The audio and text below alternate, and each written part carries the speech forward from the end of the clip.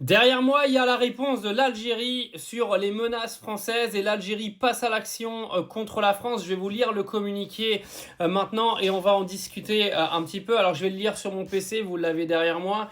Donc le chargé d'affaires de l'ambassade de la République française en Algérie a été convoqué ce jour au siège du ministère des Affaires étrangères où il a été reçu par le directeur des immunités et privilèges. À cette occasion, 2 notes verbales ont été remises aux diplomates français. La première note verbale a eu pour objet de notifier formellement la dénonciation par la partie algérienne de l'accord algéro-français de 2013 relatif à l'exemption réciproque des visas pour les titulaires de passeports diplomatiques et de services. Cette dénonciation va plus loin que la simple suspension notifiée par la partie française et met définitivement un terme à l'existence même de cet accord. En conséquence, et sans préjudice des délais prévus dans l'accord, le gouvernement algérien a décidé de soumettre, avec effet immédiat, les titulaires de passeports diplomatiques et de services français à l'obligation de visa.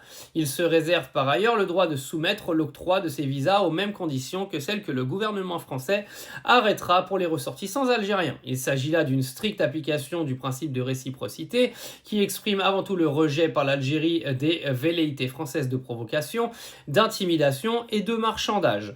La seconde note verbale vise quant à elle à informer la partie française de la décision des autorités algériennes de mettre fin à la mise à disposition à titre gracieux de biens immobiliers appartenant à l'État algérien au profit de l'ambassade de France en Algérie.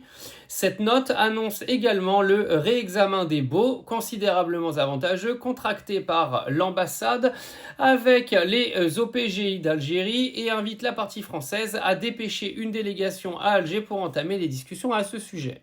Il y a lieu de rappeler que la représentation diplomatique algérienne en France ne bénéficie d'aucun avantage de cette même nature.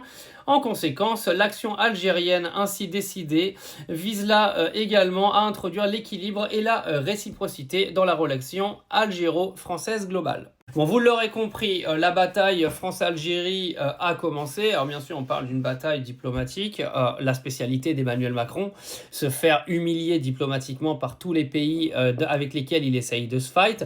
Je tiens encore à rappeler, encore une fois, et je ne cesserai de le mentionner, que la France s'est fait dégager à coups de batte de baseball de l'Afrique comme une sous-merde, que l'intégralité du Sahel nous a dégagé à coups de pompe au derrière. En gros, la France n'a plus aucune influence en Afrique. Très bonne nouvelle pour les Africains qui vont sûrement arriver à mieux s'entourer. Oui, quand tu as réussi à dégager le pays qui t'a colonisé le plus, au final, c'est absolument pas une mauvaise nouvelle. Bon courage à l'Algérie, vous avez tout mon soutien.